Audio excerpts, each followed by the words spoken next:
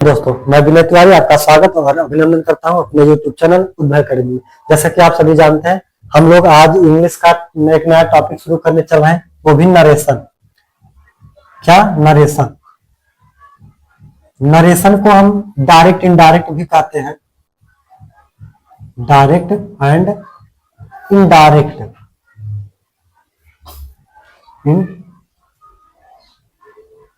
Direct speech भी कहते हैं। ठीक, वैसे इसका शाब्दिक अर्थ होता है चुगली लगाना, जैसे हम लोग झगड़ा नहीं लगाते, वही होता है।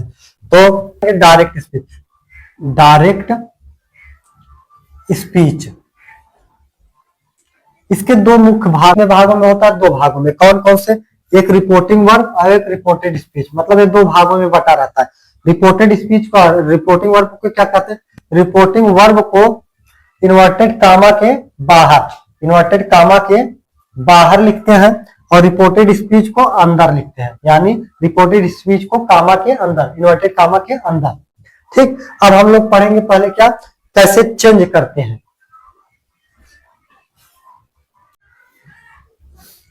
हाँ, तो आइए देखते हैं क्या।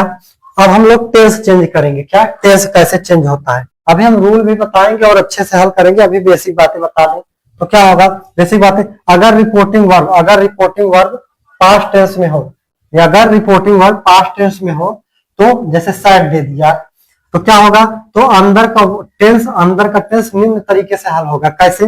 अगर सिंपल प्रेजेंट में है तो सिंपल पास्ट में, और पास्ट कंटिन्यूअस में, अब प्रेजेंट कंटिन्यूअस में तो पास्ट कंटिन्यूअस में, प्रेजेंट परफेक्ट में है तो पास्ट परफेक्ट में हो जाएगा, सिंपल पास्ट में है तो पास्ट परफेक्ट में हो जाएगा।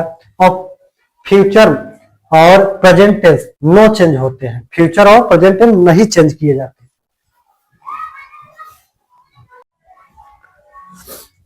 हाँ, तो आइए देखते हैं अब कुछ और रूल, मतलब बेसिक रूल देख लेते हैं, उसके बाद हम लोग एग्जाम्पल पे चलते हैं। क्या है? यदि रिपोर्टिंग वर्ब प्रेजेंट या फ्यूचर टेंस में हो, फ्यूचर के या प्रेजेंट के कोई भी tense, continuous, present indefinite, present perfect, कोई भी हो, तो वो अंदर के वाक्य नहीं चेंज होंगे, अंदर के टेंस नहीं चेंज होंगे, मतलब जैसे होगा वैसे ही रहेगा। और नोट में क्या है, यदि साइड के बाद कोई ऑब्जेक्ट नहीं है, यदि कोई ऑब्जेक्ट नहीं है तो साइड का साइड ही रहने देंगे। यदि साइड के बाद कोई ऑब्जेक्ट है तो साइड का हो जाएगा टोल्ड,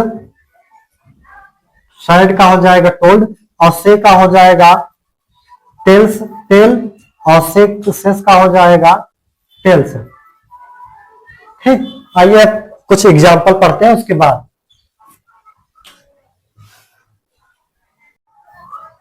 हाँ, तो आइए देखते हैं कुछ एग्जाम्पल है। डायरेक्ट लिखे हैं, इनडायरेक्ट बनाना है इसका, तो होगा ही side comma double inverted comma I am ill, तो इसका हो जाएगा ही साइड। क्यों? क्योंकि ऑब्जेक्ट नहीं है तो साइड का साइड ही रहने देंगे, और इस कामा को हटाएंगे, दैट लिखेंगे। क्या लिखेंगे? दैट, बताएंगे दैट।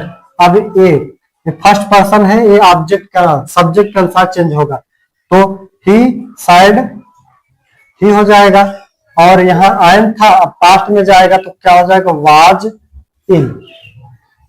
ठीक, अब ये होगा राम साइड,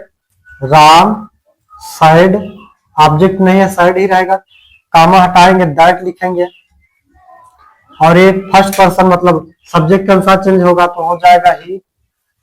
ठीक, और प्ले का हो जाएगा क्योंकि पास्ट टेंस में है, ये पास्ट टेंस में है, यहां दे दिया था तो ये हो जाएगा प्लेड क्रिकेट।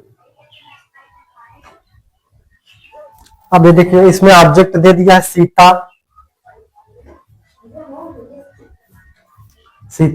अब सेड का क्या हो जाएगा? टोल्ड मी,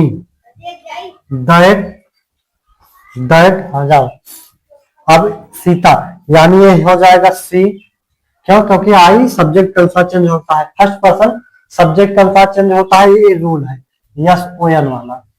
ठीक, तो यहाँ आयन था तो वाज हो जाएगा, और बीजी। ठीक, आई होप आशा करते हैं वीडियो आप लोगों को पसंद आया होगा। अगर पसंद आया होगा तो लाइक एंड सब्सक्राइब जरूर करिएगा, थोड़ा इससे मोटिवेट